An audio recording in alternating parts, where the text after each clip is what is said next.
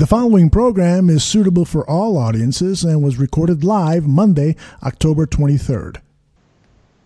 Hey, are you all ready to get this started? Going live. Listener discretion is advised. Keep your head out there. They're going to do dumb. Play our game. All right? Play hard, but stay poised. 3, gonna be savage. 2, grab your shit. 1, do it. Let's be great. Let's be great.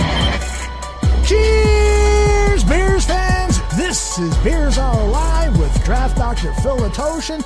Our special guest tonight is Shayne, the smartest man in the barroom, Marsaw. I am Aldo Gandia, and for the next hour, we'll interact with you in our chat room and get the latest on the Chicago Bears. As always, we begin with Draft Dr. Phil Latoshin's opening thoughts about yesterday's game. Phil, take it away. Aldo, how are you tonight, first of all? I am fired up because you and I have not talked all day, so I'm anxious to hear your thoughts on the game and, of course, Shayne's as well. I am fired up, too. See how I've gotten this fired up? We need to make a fired up Fire Fox. There you go. Hashtag going. Let me tell you that what I'm fired up about. I have thought long and hard of how I'm going to start this show tonight. Bears Hour Live, what we bring at Bears Bar Room is passion for the truth. A football analyst's dream come true worldwide. And when I sat down to take in what transpired on Sunday, I was relishing in a game that was a throwback.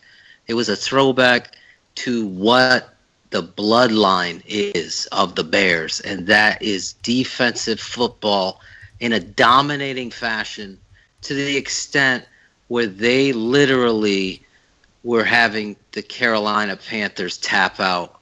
Throughout my timeline today, I saw Carolina Panthers being retweeted prior to the game with their arrogance and what the Bears were and going up there and beating them easily and handling their business.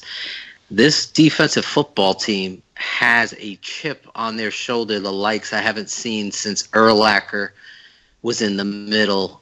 And let me tell you something. I tweeted out about this team throughout the game as if I was coaching it. I want to focus in on the positives tonight, and that starts with this defense and number 59. Because I'll tell you right now, I don't think anyone's playing better than number 96 on this football team. But as I tweeted out, this guy was injured. I honestly didn't even think he was going to be starting the preseason. I thought he would be on PUP. He wasn't. He was in there working his way back to where he was, and silently throughout the whole thing before the suspension conspiracy, because we talked about that BS call and how that transpired. He kind of was in the middle of things, covering up the holes, and I was even taking him for granted. But when I watched this game, I mean, it brings chills to my spine and thinking that this man really set the tone of this football game and this team. He comes in on the sack, firing through there, relentless, wanting to put a big man down. You got to finish. How many times did you hear me say that? You get there, you get home, you finish. He finished. Not only did he finish, he put Cam Newton on his ass. And then he's down on the ground just feeling the vibes of Soldier Field, which was loud. He set the impetus and the stage of what's going to happen. And when I talk eloquently about a football player, I just have to say the start of this show is like the start of that game. This guy, Danny Trevathan, is showing why Ryan Pace did what Shayne Marsaw told us and would go right out and sign this guy right away. He really took a second seat to Freeman for me. But right now, This young man is playing the inside linebacker position like an all-pro. If you watch what he did in the Ravens game, the Minnesota game, you see what kind of football play, the Packer game, then comes back with the Ravens game, and you watch him all over the football field, and then he's transferring that to this past weekend.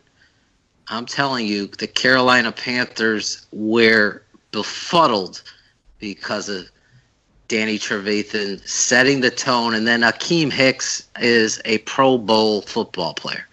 There's no doubt about it. What this defense did was on every level of their defense, they dominated the game. And that kind of domination sets the stage for, and I don't want everybody to push the panic button, because you have a national narrative and you have a local narrative. And I think there's one local guy that you could trust that has a football sense that's talking to the fans, and that's about it. There's ebbs and flows with these people and their rationals and how to get clicks. Right here, we're not worried about clicks. We're worried about barflies who respect the truth and want to hear good, bad, and indifferent. And if we don't agree, we don't agree. But one thing we're all going to agree upon is that Akeem Hicks, Eddie Goldman, freaking Mitch Unrein came to play. Mitch Unrein. How about Bullard showing up? Do you see the dominoes falling? Danny Trevathan. How about my boy, Big Cheese? Is anybody playing and turning around his career more so than Big Cheese, who was an afterthought? You can argue Kyle Fuller, but Big Cheese came back as a afterthought signing. He's out there balling. And I'm not talking about he's cleaning up here. I'm talking about one-on-one with Christian McCaffrey. Remember the one-handed catch? There's Christian Jones on an island making the play on it, where in years past, Shayne knows, you know, Aldo, there's a whiff tackle. No, he buries it. They're physical. They're putting people into the dirt. And then you look at this secondary. This secondary with my boy Amos setting the tone of confidence for the past few weeks. As Shayne said, it could be argued, is there anybody playing better than him? Now they're all falling down like dominoes to this confidence level that Vic Fangio has them tapping the highest part of the backboard. This defense, the young buck from Alabama, scooping and scoring, Danny Trevathan pushing the ball further, having the heads to push that ball out there. He scoops and scores. It's a party time at Soldier Field, and it hasn't felt that good in a long time. Kyle Fuller, I can go on for 15 minutes just on this defense. That's how excited Bears fans should be, because one thing about football, offensive struggle. They'll go through their ebbs and flows, but defenses travel. They will go anywhere with you, and they will bring that attitude with them, and that is what I'm seeing from the Chicago Bears. Amos, Jackson, Fuller, Amukamura, Cooper, they've all have come to play. Callahan has come to play. My boy LeBlanc's not even getting on the field. That's how good this secondary has been. This whole defense, Leonard Floyd, and how Leonard Floyd got the message. I'm telling you right now, you could say whatever you want. The coaches are watching the same tape as I am, and they are showing this football player, this isn't good enough. If you didn't see the difference in Baltimore to yesterday, did you see the play when Cam Newton's stepping up in the pocket and he's going to run for 10 to 15? This young man doesn't give up on the rush. He comes down, chases him down, where Joe Flacco's outrunning him. Cam Newton should be distancing him if you're given no effort. This kid gave effort, and it showed up on Sunday. And that is what you need from Leonard Floyd. And I think Danny Trevathan and Akeem Hicks are rolling these guys into playing with passion on every down. That is the difference, guys. And that is what you saw on Sunday. That is why you won despite coaching on Sunday, because that defensive coordinator has those guys balling with confidence and an arrogant swagger. And I didn't even get to Kyle Fuller yet, because has this kid done a 180? I mean, I'm talking about a guy playing with a chip on his shoulder. He's getting ready for me to suit up and go out there and run a couple plays, because I was so amped up when he came in the alley and took on Cam and tripped him up, flipped him up. Then the next play, he's coming into Jonathan Stewart. I think Akeem Hicks has him wrapped up, and Fuller puts his freaking face right into the Jonathan Stewart's chest, sending a message that this is going to come all day, bro. That is the difference, and that is why the score is 17-3, because this defense, folks, focusing on the truth and the positivity, has to have people fired up. It has me fired up. It's got to have the fans and the barflies fired up, because this is the crossroads. Defenses travel. The Chicago Bears are saying they're for real. Oh, man. Draft Dr. Phil, keeping it 100. There's my man. Phil, you got everybody in the chat room fired up. They're recalling the dog pound days. We got woof, woof, woofs. And all over Chicago. Mic over here. All over Chicago. Everybody's fired up about this defense. I wanted to bring in the smartest man right here who's been interacting with folks in the chat room. Shayne Marsaw, what do you got to say about this defense and your overall impressions on yesterday's game? Well, the defense, man, that's been a long time coming, hasn't it? We look back just 2-3 years ago when we had Shea McClellan, man in the middle of our defense, and you think about where we are now with this, and people are saying banged up offensive line and stuff like that. Phil put it perfectly. When you have a young ascending defense like this, it just takes a couple of games to throw some gasoline on these guys, and you throw a match, and it's going to spread like wildfire. And I think we're seeing that. Aldo, you put up the play of the very first game, just looking at Kyle Fuller jump on all the bodies, after the very first play, and he played that way the entire game. You saw him get up into the face of Superman and telling him, you're not going to do that at Soldier Field. This is a different Chicago Bears team. And Danny Trevathan, we've all been waiting for him. We dealt with this gruesome patellar tendon injury, coming back a lot quicker than anybody thought, making plays out there. Oh, my God. I tweeted out earlier today, just think about Danny Trevathan, think about Kyle Fuller, think about even, Jonathan Bullard, not so much, but, I mean, he balled out. A guy like Leonard Floyd, we've been waiting to step up.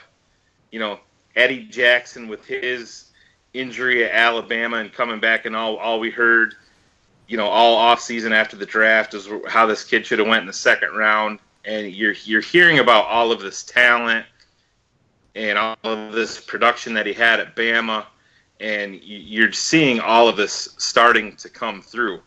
And, Akeem Hicks, and people are saying, Pro Bowl, Pro Bowl, Pro Bowl. It's not Pro Bowl. This guy's an all-pro.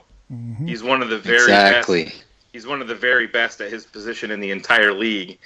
And you just watch him, and he's relentless. That's you know how we talked about seeing Devin Hester take the field, and everybody got up on the edge of their seats, and when Tariq Cohen is catching the ball, and you want to see what he's doing. You saw that when Mitch took the field. Well, everybody got up on the edge of their seats when they saw Akeem Hicks go down and bury his face in that sloppy Soldier Field turf, and thought that, he was kicking his leg, and I said, oh, you got to be kidding me. This is the worst possible, situation for this young defense. And not a lot can be said about the guy. Every player that we wanted to see step up, and there's one guy here, and everybody knows that I'm super high on this guy, and he's an unsung hero on this entire defense, and he's the key to the entire thing, and that's Eddie Goldman. Eddie Goldman is the key part to this entire defense. When he's healthy and he's playing the way that he is, he makes this entire defense better behind him. And that's somebody that you really, really have to focus on. And if you guys want to go out there and take a few minutes just to review some tape, these last couple of games, just go out there and just stare at number 91 going out there doing his business. It's so fun to watch, and it's why when you see him go down with his ankle injuries and he was dealing with some weight issues, when he's out, our defense struggles. When Eddie Goldman's in there and he plays up to his capabilities, you see the rest of the defense reap the rewards of having a key cog like that in front of him. And we can't undersell Eddie Goldman whatsoever. He is, to me, he's just as important to this defense as Akeem Hicks is. Well, My man, the smartest man in the bar room. and that ain't no bullshit there. All right, should we talk now about that other issue regarding the Chicago Bears? The giraffe in the room? That's right, the giraffe in the room. Let me try to set it up this way by saying that today at his Monday press conference, John Fox was asked if he determines what plays are called and does he determine the pass to run ratio. This was his response. It's about a 50-second response, and there's a follow-up question. Listen here. Well, I think there's some of that. I'm not an offense coordinator. I'm not a defense coordinator. I'm not a special teams coordinator, but I coordinate all three. So that's my job. So I'm very involved in all three phases of the game. That's what head coaches do. But a lot of that happens. I'm not telling them exactly what to do on game day. We have game plans, but between now and Wednesday, we have a lot of meetings and we have a lot of game prep, and that's when those game plans are set. Or through the week. By game day, you're just, you're executing the game plan. Right now, we're formulating the game plan. Your game plan, though, wasn't to only throw it 7 times, I imagine. Not particularly. I mean, when we only have 38 plays, you don't have that many options. You don't have that many opportunities. So I'd prefer we had more than 38 plays. Phil, how do you interpret what Coach Fox said today regarding the passing offense? Hey, real quick, Phil, he's not an offensive coordinator. He's an offensive killer. That's what he is.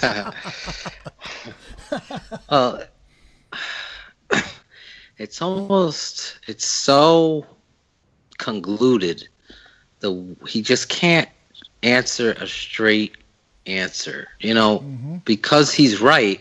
The head coach has to be involved in everything, and he's known throughout time to allow his coaches to coach and be the head coach and facilitate the leadership and the understanding of what it is you want to get accomplished on Sundays. And if you're allowing your coordinators or you're handcuffing and intervening, I think when he said, I'm not an offensive coordinator, he should have stopped there, because that clearly isn't your focus, and it hasn't been.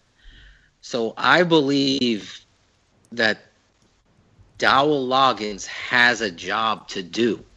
And unfortunately, if Dowell this is a PG show, if Dowell's afraid to stand up for what he believes is the best for the Chicago Bears offense, then Dowell Loggins is not your offensive coordinator. I've been a head coach, I've been an offensive coordinator, I've been in these meetings, and I've had the moment where someone has said to me, listen, coach, I believe this needs to get done. This is where we're struggling, and this is what I want to do. And me as the head coach, not listening to the guy I hired is just negligence. It's just complete and utter coaching negligence. And I'm on the other end of that, expressing to the head coach what the philosophy needs to be against a certain team, and to discover and what their weakness is and how our strength can attack that. Right now, you look at that game and you see a team get up 17 or 14, and all of a sudden the whole game plan went out the window. And we're just going to play this conservative, and we're going to and that's what I saw, and that's what I continue to see, a team and an offensive coordinator, whether he's hamstrung by the coach or not. The answer to me just in that commentary is yes. I got my answer, that John Fox is pushing down Dowell Loggins' will and want to. So my criticism is still going to be on Loggins, Aldo and Shayne, because do you have a conscience? Do you have pride? If you do, and you want to be a head coach and your goal is to be the best, then you need to do and get rid of this predictability that you see on Sundays. And before we get into all the statistics, I'm just going to let you know that conservative approach can be fixed while you have a rookie quarterback in there. You can open this up just by formation alone. You will see an improvement. The predictability needs to be self-scouted, and the head coach needs to take 12 steps back from wherever he is with Dowell Loggins. You need to fix this now, because you're talking 7 passes. I mean, and then you're feeding the narrative too at the same time. Wow, this rookie quarterback stinks. Look at he's scared. He was inaccurate. He can't do it. You're making it worse on your team by not being competitive and saying 17 is not enough. It should be 35. You can dominate teams and get better as you go, as well as building the young kids' confidence.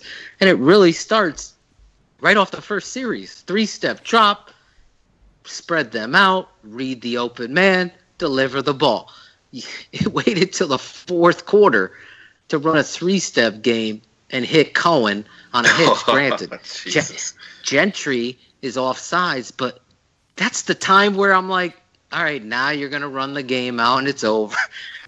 There's only a 3-step game. Everything you possibly could do wrong is done on offense wrong with the Chicago Bears.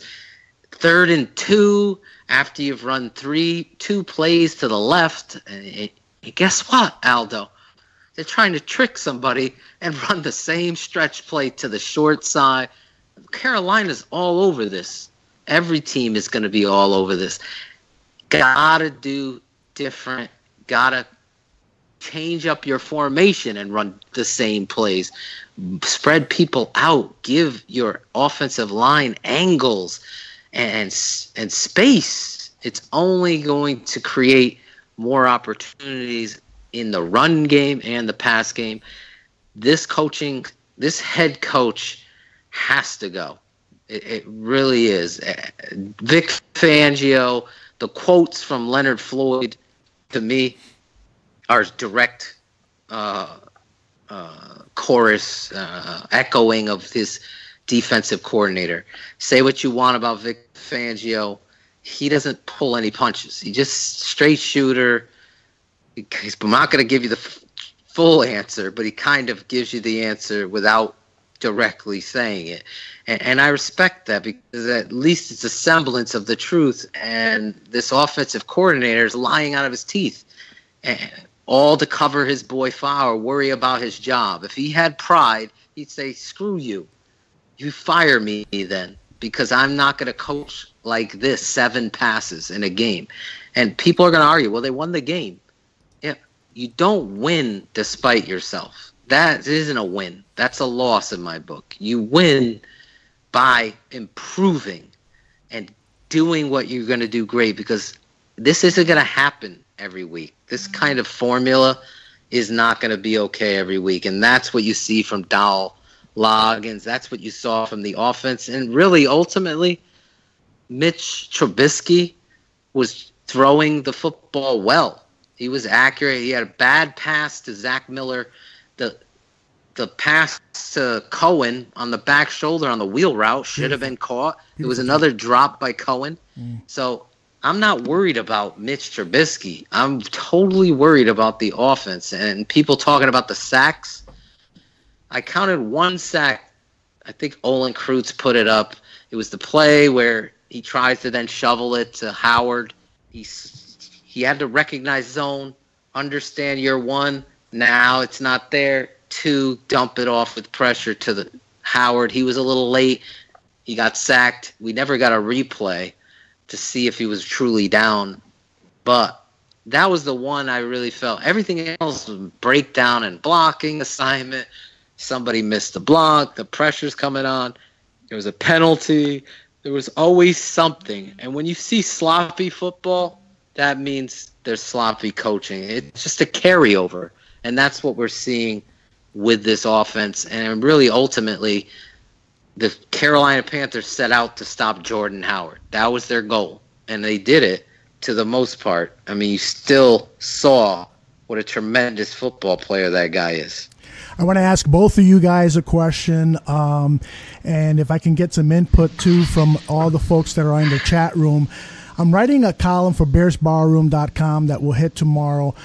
And my premise is that John Fox and Dowell Loggins are committing a crime with the way they're handling Mitch Trubisky right now.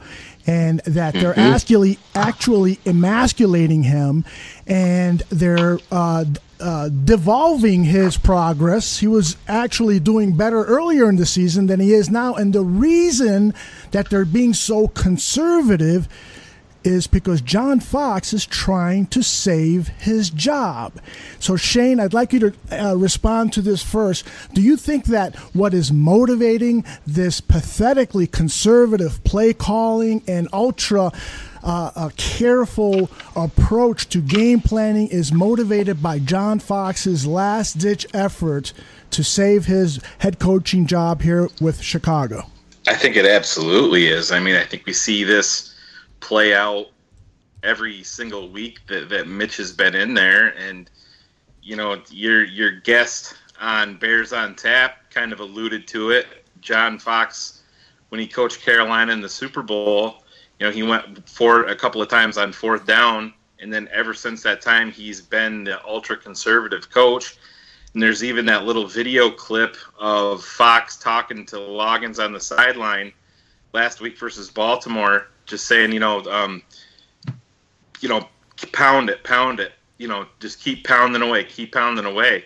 And that's what it is. And, what did you hear Mitch Trubisky himself say over the summer, in different press conferences? He said, I'm a gunslinger. And, yes, that has its good and bad points to it. I think some people get scared of hearing a young quarterback say that I'm a gunslinger. But that's one of the main reasons you draft a kid like that, because, yes, there's going to be some pitfalls to that, but there's also going to be huge plays like you saw with the play to Tariq Cohen. You don't want to neuter that. You don't want to have him so looking over his shoulder at the coaches. And to me, I know Dowell Loggins is by no means perfect, but to me, this is 100% John Fox doing exactly what you said, Aldo. This is he's at the end of his rope. We saw Mike Glennon get his leash and he hung himself. This is what John Fox is doing. He's doing whatever he needs to do. If they win a game 3-2 and they run the ball 65 times, that's what he's going to do, because in his mind, a W is better for him than it is for the development moving forward of Mitch Trubisky. And what are we doing with the Bears? Thought enough of Mitch Trubisky to trade up to number 2 overall because they believed in this kid, and they're handling the situation with little kid gloves. It doesn't mean that you have to let him go out there and throw the ball 45 times, and Phil put it perfectly. There's nothing wrong. It's everything with football is situational. You go to just like Phil brought up again. You saw Dowell Loggins just totally go against the grain when they should have been the ball control offense. He starts throwing the ball. He starts going to the quick passing game when it made no sense.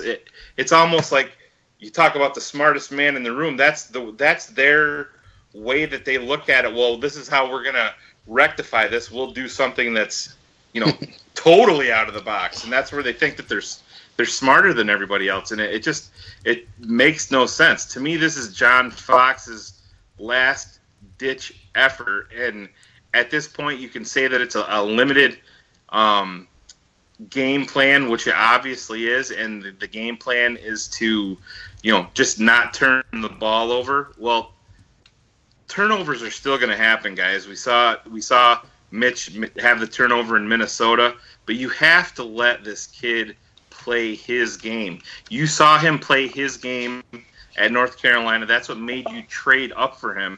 Let him play.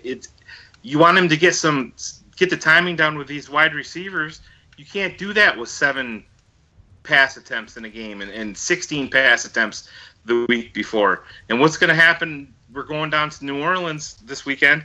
What's going to happen if New Orleans comes out and goes up 14-0? Then you're going to have to pass. And here we are in Game 4 of Trubisky's tenure, and your ground and pound approach is just going to be totally thrown out the window. They've really mishandled this whole situation from the beginning, and they're continuing to mishandle it. The only thing is, thanks to our elite level defense, we are getting some wins, but still, none of this, what they are doing now, is sustainable. And I believe what you said, Aldo, it's actually hurting the development of Mitch Trubisky, because you could even see him in the press conference after the game. You could tell he was almost embarrassed. 7 pass attempts. Mm-hmm. That's normal. How do you even get in a rhythm? You don't. It makes the Deion Sanders and these people think that they're right. Mm-hmm. And that, to me, is what you're saying, Aldo. It's setting him up for failure. As I was so adamant on this show, open fucking competition, pardon my language, open competition in training camp to get the most out of them. Timing, what he does well, everything transpires. Say they mess this up is the showcase of the door for them to leave. They don't have a plan. Dave Ragone, please, I can go there tomorrow and find out what Dave Ragone's doing for this young kid. I could tell you right now, nothing. Mark Sanchez is doing more for him than a Dave Ragone is. 7 passes, it's unheard of. In fact, it's only heard of in the John Fox regime, because the last time it happened in a win was when he coached Denver and Tim Tebow.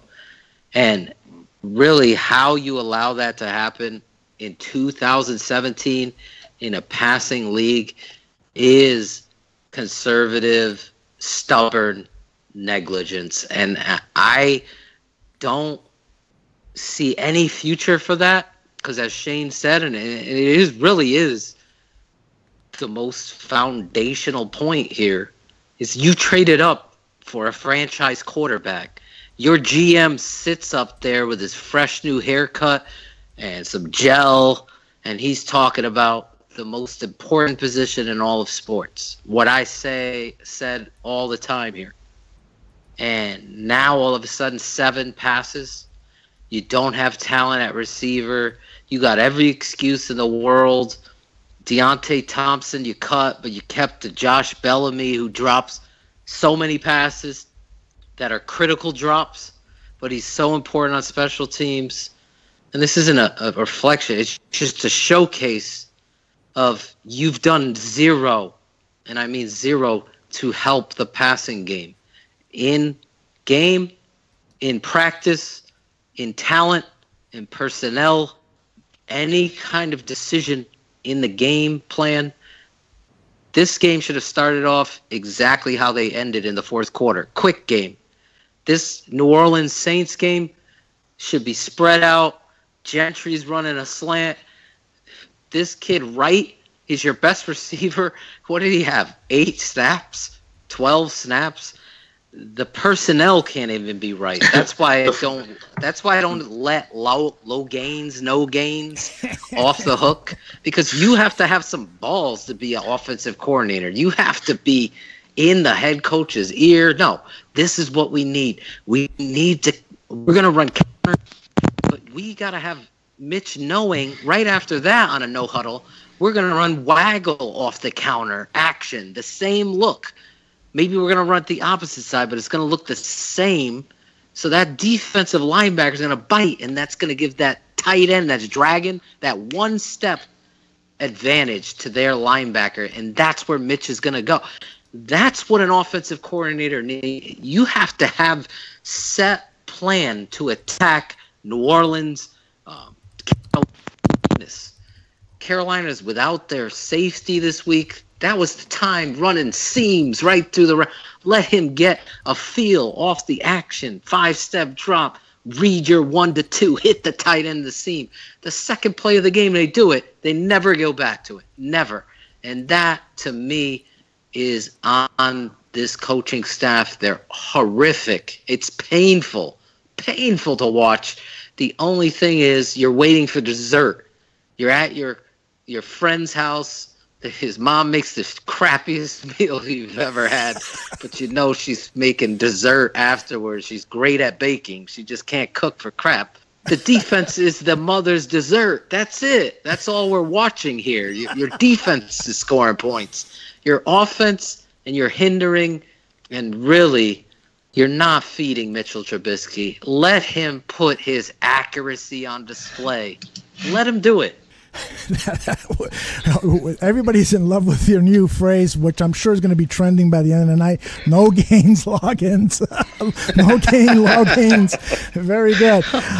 Shayne, as you probably saw on the message board, people are wondering what the hell is going on with Kendall Wright, who clearly has a connection with Mitch Trubisky. Why is he getting so few snaps? Do you make any sense out of this?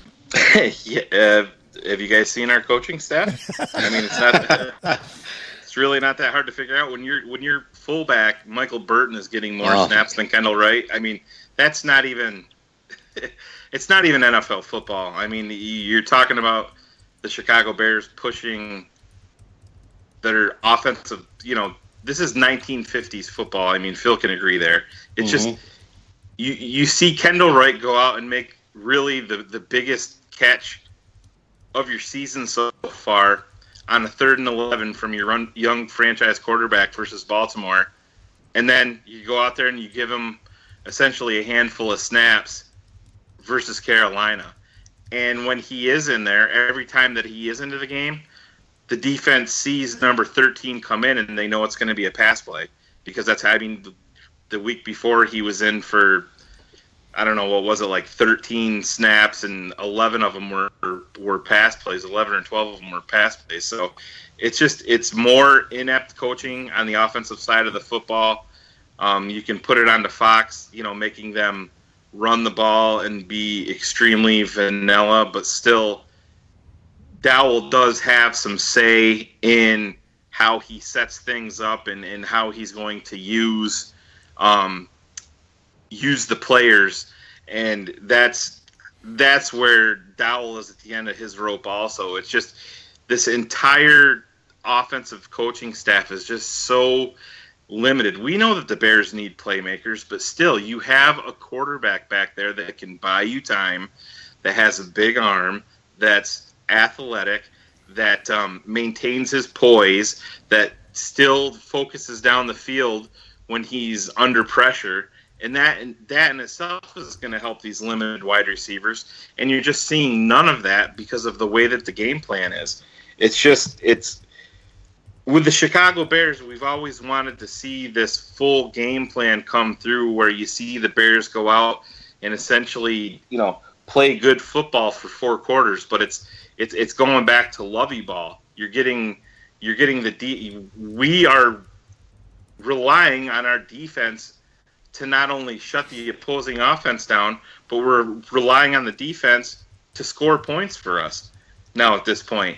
And it's just it's so ass backwards, but it's typical Chicago Bears. It really is. We've dealt with it for a very long time. That's why when you see these guys come along and you see a guy like Johnny Knox and everybody got so excited because you'd see a couple of bombs down the field and here's this gem, and at the end of the season, he's got 700 yards, and here we are talking about a guy like that like he's a superstar. That just shows you how inept offensive football has been in Chicago in pretty much all of my 41 years.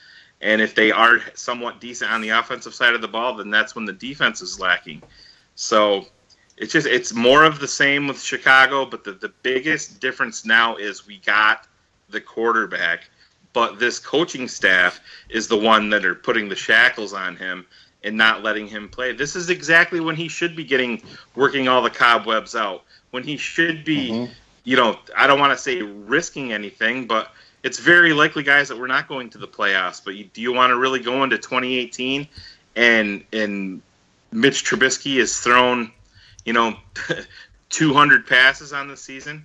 It's just, think about that. He's thrown 23 passes the past 2 games? In 2 games. We see guys getting that in half. Half, a quarter. Yeah, Mike Lennon had 45 pass attempts in a game this year, 38, 33. Mitch Trubisky, the number 2 pick in the draft, got 7 pass attempts. This isn't NFL football. This is 2017. This is crazy. When they came up with that game plan, that's when Mitch Trubisky went out and bought that pink blazer. Yeah, exactly. Yeah. Let's turn our attention to the Saints and Phil. What do you think that this offense has to do to play in this dome, and the difficulties that a young quarterback is going to have with changing plays at the line with all the crowd noise and so forth? Are you still a proponent of them opening up this offense, or do you think that perhaps maybe this is the week where you try to run the ball 30 to 50 times? No, I believe you have to go in with a plan of spreading the field. You could still run the ball. I don't give a shit if you're going to run the ball 25, your goal's 32 carries a game. That's fine. But your goal, number 1 priority, is to get confidence and establish a passing game. To be a complete team, as Shayne's saying, you don't waste downs, you don't waste series, you don't waste games in building what you want to do philosophically. And what helps your offense the most would be a young franchise signal caller, the most important position in all of sports. No Gaines needs to understand that formational football will give him opportunity and looks for the young quarterback, especially in a loud stadium. So, for example, we're going to run trips to the right. We're going to have the tight end on the backside on the line of scrimmage. So he's got a tight end on the backside, and he got a running back in the backfield. Now we're going to make this easy. He's going to know everybody's route versus this. If they're going to they can't zone this off. And if they try to, then it's going to be an easy read if he gets the zone. So you run the guy in motion. If the defender follows him, then you have man coverage. If he doesn't, he backs off. Now he's got zone. Now we've made this simple. The crowd noise, all that goes out because it's football. And that's how you game plan for a loud stadium. That's how you game plan for a young kid. You are going to spread the field. When you condense it, Now you're giving them easy opportunities to run blitz, come off the edge, be confusing in their fronts. You're playing into your opponent's hands by doing this all the time with the idea of throwing or passing. If you're condensing just to run, and just like Shayne said, that's 1950s. Army's football team is going to attack you like that because they don't have the athletes and the horses to throw the football. The Chicago Bears do. The stigma attached to them comes from the head coach, really, because I think you saw in the first game, Trey McBride got down the field. He had the OPIs there. It should have never been called. Then he had the other one, 26-yarder on a waggle route. Gentry, we've seen. I just don't. And right, as you're talking, these are personnel snafus with this coaching staff. Against the Ravens, you saw Deion Sims do a post flag route, adjust to the football, make a touchdown catch. You can do this every series, attack the football field. And how we do that, especially in a loud stadium on the road, is three-step game. And that is simply spreading them out. Everybody has their routes. So, for example, receiver to the right, tight end to the right, one receiver to the left. You could come in with a fullback if you want, or you do two tight ends. I'm running slants. So, Phil, before you get off the slants topic, I think this needs to be talked about more, because that's what is the biggest attribute that Mitchell Trubisky possesses? Accuracy. Accuracy. Yeah. And these wide receivers that we have, like Kendall Wright, guys like that, that's the perfect route for them to be running in these games with an accurate quarterback, because he's going to lead them. They're running through the ball, and they're going to keep going. And we see none of it. It's just fundamental football, and we see zero. You saw it against Denver in the preseason. Yes. Ruben Randall on the top of the screen. This is the exact concept I'm talking about now that you bring it up. It's what he does. That's what it freaking frustrates me to no end, because it's so embedded in my soul, football, that's what they should be doing. I mean, 1995, I asked you to do it. The smartest man in the bar room comes through. He puts up the 95 Green Bay Packers Chicago Bears game. We'll put it up again for the bar flies. Eric Kramer, half the talent that Mitchell Trubisky possesses, and just analyze it. But Kramer threw an accurate football. They're running slants, fades, running 90 series straight out of Bill Walsh's playbook with Mitchell Trubisky right now. You want to see your passing game start to build and grow? 90 series. Slants, fades, seams, hitches, curls. Slants, fades. Guys, football doesn't change.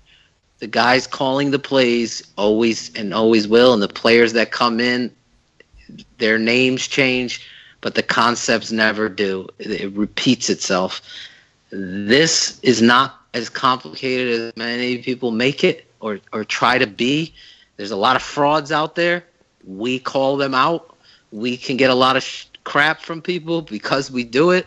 I can care less. That's why we do it, for the truth, for you guys that follow us loyally, shout us out and what have you. This offense stinks because of the head coach and the offensive coordinator, the personnel usage, and the philosophy. This could be fixed. This kid is getting a bad rap, and I have to agree with Aldo Gandia.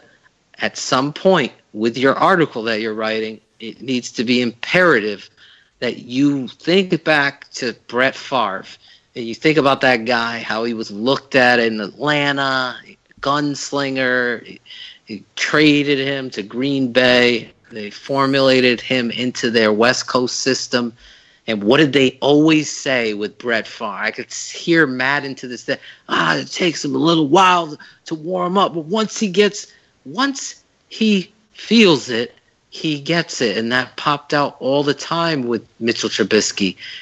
Quick game, quick, right off the rip. Build his confidence. That should be your goal, Fox. Not conservative. We're going to win this game by running the football. No, get your quarterback involved in the franchise, because that's the most important thing, and do it now. One real quick thing before you move on from this, Aldo. Monday Night Football is going on right now while we're recording this, and everybody is seeing this game that Carson Wentz is playing. As a rookie, he attempted 607 passes as a rookie. 607. We're going to have to play 56 games this year for Trubisky to get to that point. But do you know why that is so beneficial? Those passes from last year is because you're seeing the benefit of all those passes as a rookie. You're seeing it pay off for him in year 2. Yes, he has more weapons this year, which help him, but you work out all of these kinks. And what was the biggest flaw with Trubisky coming out? It was his lack of experience. Yes, he's seeing different fronts and everything. You still need to pass the football. Guys, this isn't just about 2017, and I know we're all excited because we have this huge 2-game winning streak, but this isn't about 2017 at the end of the day. This is about 2018, 2019, 2020 with Mitch Trubisky. This is the point now where you want, yes, taking the lumps sucks, but we've taken them for the last 40 years more times than not. Get them worked out. Get this kid going so we can hit the ground, not running next year. We can hit the ground being an offensive team with an elite defense. It's just they're robbing Peter to pay Paul, and it's the wrong approach, and really none of us should be surprised with how they've handled the offseason with the quarterbacks, that it's working out the way that it is right now. Hey, Phil, just for kicks, I want to ask you this question. Do you think that the Bears would have won the last 2 games if Mike Glennon were the quarterback and we had the same game plan? Absolutely not. It's not even a question. It's almost like a joke. Aldo, the game's over on the bad snap from Cody Whitehair in the end zone in Baltimore. Yeah, that's right. That game would have been ended there. This game would have been ended off the rip. The kid, say what you want, 7 passes. Well, Mike Glennon could have done 7 passes. The kid has something special. I think it really is imperative that you get him off to a confident start. It needs to be quick game. Look at this. I know I'm not answering. No. Glennon lost. Not even a question. He shouldn't even be the second string quarterback. He shouldn't. You admit you made a mistake and move on from the giraffe gaff. It's that simple. He's awful. It's not. Scout team reps are never going to help him. He's just not a fit at all with what this offensive line's blocking scheme is asking of the quarterback, let alone what they're asking the quarterback to do with this offense. So Glennon, absolutely. I just wanted to touch on one point here. Here, your best receiver might be your tight end in Zach Miller, arguably. So here's what I would do philosophically to help my young passer. My tight end, Zach Miller, would now be moved out to playing slot and playing split. Deion Sims, who showed you signs of life in the passing game despite a few drops. He made the big catch in Baltimore. Let's work him in. He'd be the interior. I'm working right, Kendall Wright on the opposite side. He's going to either be switching in and out with Miller as the slot, and I'm going to get Gentry on the being alone as the flanker. He's going to be the guy running down the field, trying to make the jump ball catch, throwing him the back shoulder, have him do the deep in cut, work the slant game with this kid. He catches the ball. You saw a 5-step drop late again, Shayne, in the game. Throws it to the outside shoulder. Perfect timing. Gentry lays out, catches the football with 2 hands, 7-yard or 6-yard completion, whatever it was. You grow on that. You keep building on that. That's how you start the game. Yeah, you're going to run the football. You all know how I feel about Jordan Howard. You need to use your personnel that is going to help the quarterback. Zach Miller can run the slant. He can run a fade and get behind a cover 2 corner in that little hole. And Mitch can hit him in there. You could throw deep route. We've seen this. The personnel usage and how they use these guys in formations is such a bag of turds. It's terrible, this offensive core. He's got no feel whatsoever for situational football that I've ever seen. For example, 2nd and 3. 2nd and 3 for me right now is my game time. It's where I'm going to try to roll the dice and run an action game and get a big play or a short gain and get a first down. This guy's running the same play he ran the first play. He's going to run an inside zone or he's going to run the zone stretch. It's so predictable. It's 3 plays. Zone stretch, inside zone, toss. Zone stretch, inside zone, toss. Get on the goal line. We're going to bring the fullback in. We're either going to run an inside zone or we're going to run the counter play, and we're going to try to be tricky and pull the backside, try to block him out and kick out with the fullback. We see it so many times. If I'm calling out plays at a 80% shot, do you think guys that are getting paid to do it are actually knowing his philosophy and what they're going to do? That is causing drives to fail. Aldo, they were 5 straight 3-and-outs to start the second half. 5 straight. It was ridiculous. And a guy that also heard us talking about was Pat O'Donnell. He came to play. Had a huge punt in that game. 63-yarder. Totally turned the sides of the field. This offensive coordinator affects the whole team and puts you in difficult situations, thus the turnovers, given the short fields, and John Fox in meetings saying, you know what? We gave short fields to Tampa and Green Bay. We're not going to do it again with the young kid. He's just not trusting the young kid to do what he does best, and that's be accurate, throw outside the sticks, hit the slants, get the deep post going, allow him to stretch the field and keep a defense from loading up the box. You could do it with formations and personnel as well as play calls. All of them are a failure by Dowell. Don't forget Bears 100 Proof on Wednesday. We are winding down our show here, and I just want to get final comments from both Phil and Shayne before we say goodbye, and thank all of the people participating in the chat room. We've had some great activity. We've got guys here who really have qualifications to run this offense much more than Dowell Loggins. They've got play calling suggestions and formations that are just blowing my mind. And Phil, you've stimulated that conversation, so thank you. Shayne, let me begin with you. Let's go back to yesterday's game. I know that tomorrow night when we tape Bears 100 Proof, you're going to share your Bear Up, Bear Down players. I'd like you to think about a particular play from yesterday that kind of exemplified that Bear win for you over the Carolina Panthers.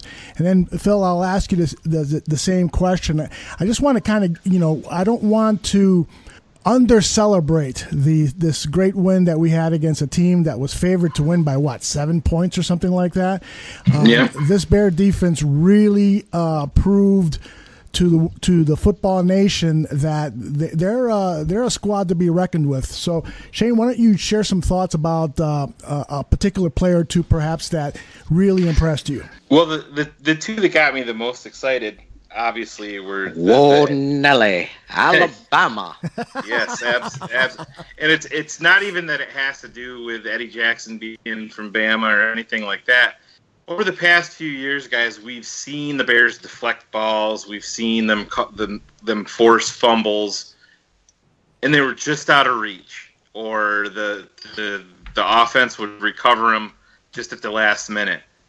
You're seeing with this team now, you're seeing them starting to get some of these bounces, just like you did on the fumble when Eddie picked it up. Last year that ball would have rolled out of bounds, and right when he picked it up, just like the Prince of Mukamara. I think that was you gotta really. He's another guy that's unsung on this defense. I pointed out Eddie Goldman. Nobody's talking about Prince of Mukamara. And that's because he's really locking down his side of the field. And that play that he made on Benjamin yesterday, getting his hand in there on that slant, coming up, you see this young athletic safety in Eddie Jackson make up that 15 yards in a blink of an eye and catches that ball in full stride and takes it 76 yards. So Shayne, Mukamara came around the front side. Yes, to come make that play. It was so impressive. And he threw all the credit to Ed Donatel on that. He said Ed Donatel had that on their sheets the night before the game, telling them that specific play and told the DBs how they should play it. And get your arm in there, and that ball will go up into the air, and you see, this isn't a Chris Conte anymore. This is an athletic safety, Eddie Jackson. I've seen every play of the kid's career multiple times, and he did the same exact type things at Alabama, and they're translating over to the NFL field. But it's little things like that, and what we can't forget, guys, is we're seeing this, like I brought it up earlier, we're seeing this spread like wildfire throughout this entire defense. We're seeing a guy tackles a ball carrier, and then next thing you know, there's 7 defenders on the ball carrier.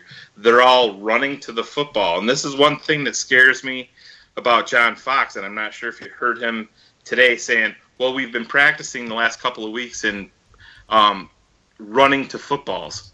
Well, that should be one of your number one things. Whenever the ball is on the ground, you run to it. I mean, you're learning that in junior high football. Well, it's starting to work. We just figured out we should be doing this. So, but it's just these little things like that, running to the football, and we're starting to see a little bit of these bounces go our way. And you see this fast, athletic defense, and we're playing an offensive team and a Hall of Fame quarterback, but we're also playing them on a fast track. So this should be a game where we see even more Leonard Floyd has the solid footing on a fast track, and I think we should see even more swarming defense down in the Dome come Sunday. Phil, your thoughts, please. I started off the show talking about Danny Trevathan. I think he set the tone, really, flying through and putting Cam on his ass right away, saying, this is going to be all day. I think of Mike Singletary and his famous when he was mic'd up. You like this kind of party? I like this kind of party all day, baby.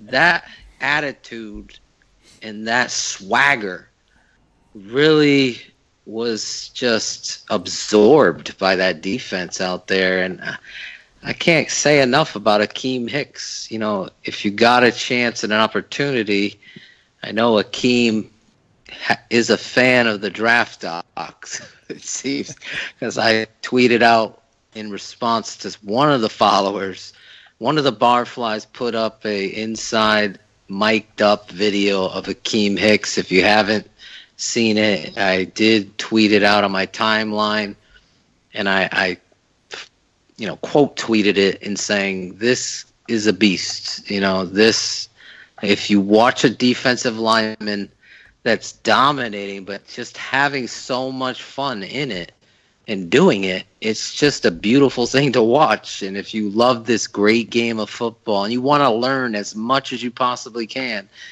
the techniques and all of that, all playing out on the biggest stage, and it's really showcased right there. This guy is playing the run.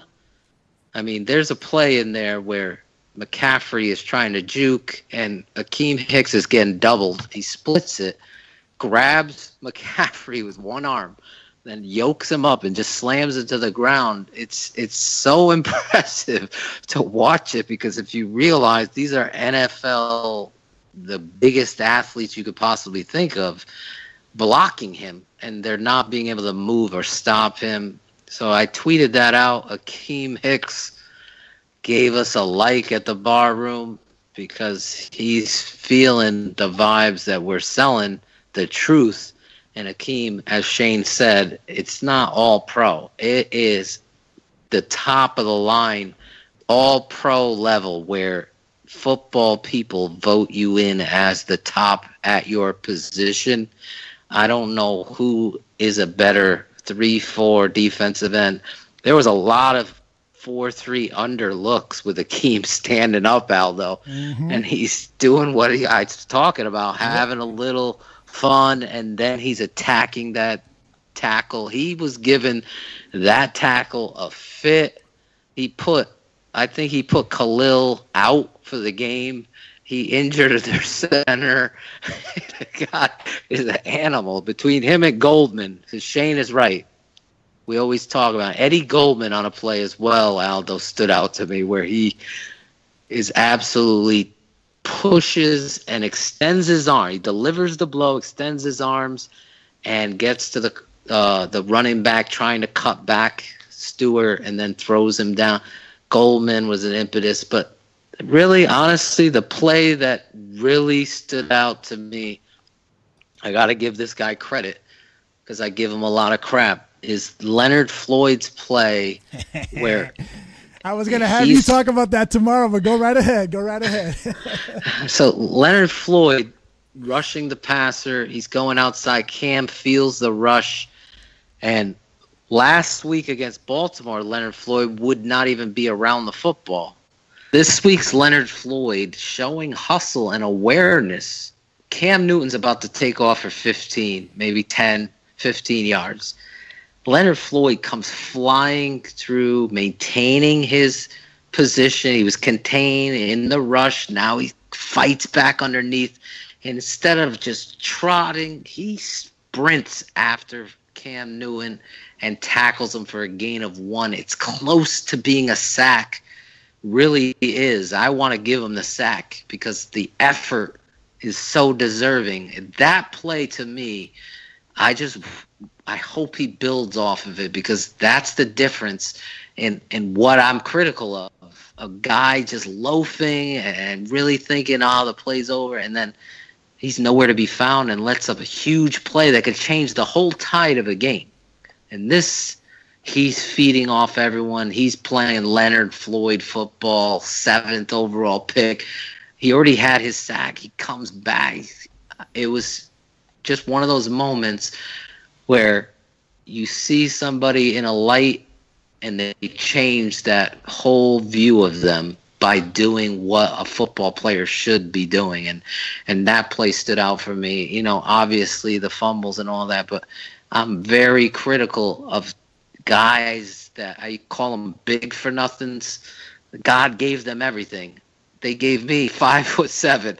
They gave them 6'3", and no heart, no pride. Leonard Floyd got God to give him everything. Use it and be the best you could be. This Sunday, Leonard Floyd, I tip my hat to him because he really played the game how it's supposed to be played, delivering the ball. Sack, dominate the tight end. They're going to deface you and make you known that we're going to put our tight end on and block you. That's disrespect if you have any pride in your game. And Leonard Floyd showed me, not only did he deliver the blow, he pushed that kid's ass all the way into the backfield and tackled Cam Newton, finishing the play. He was amped up, came to play, build off that, especially against New Orleans. They're going to be in the dome. The speed has to come. All right, I want to conclude the show by reading a few of the comments that have been on the chat room, particularly concerning our last question here. Let me begin with Frankie Myers, who says, Akeem's greatest achievement as a Bear will be passing on his dog mentality onto Leonard Floyd. That kid will become a man, I tell you. Air54 says, 96 is the reason for the swagger and the heart. He's rallying the troops. Batty Hello says, Fuller talking smack to Cam Newton was my favorite part of the day. And somebody responded to that saying, yeah. Oh, Airjer was like, yeah, I was like, don't poke the bear, but he backed it up. Hence the feeling of swagger and feeling like, the hell yeah, we ain't done. Lots of great comments. Sean Ellis was with us today. Canada was with us, although I didn't hear from her. Where is she? Jose Scar Morales was with us. Lots of great activity. Thank you all very much for participating in Bears Hour Live. We will be here again next week at this very same time. And if you want us to do a special show anytime during the week, all you got to do is ask. Phil and I will make time, and we'll get on during lunch or any other time that we can, and we'll do another live show. Oh, there was one other comment that I really liked. It was from Frankie Myers. Frankie, where's this comment? I'm going to oh, here it is. Frankie says, Bears Hour Live is like my AA meeting. I get to vent about all the football shit nobody else understands. I love that. I love that. That could be a tagline for a commercial. All right, fellas. Thank you very much. We'll be taping Bears 100 Proof tomorrow, and it will be out in podcast version early Wednesday morning. And, of course, Bears Hour Live will be out in podcast version in about an hour or so. So thanks again very much, and we'll talk to you soon. Say goodbye, Phil. We got a surprise for y'all tomorrow. So be listening in. Yes, indeed. We got a special reveal Wednesday morning. Oh, yes. This is going to be pretty hot. You guys gotta check this out. And Shayne, are you still with us? I am here. I was just... Baby batter? Yes. Getting rid of some of it. All right. Thank you all, and we'll talk to you soon. Bear down.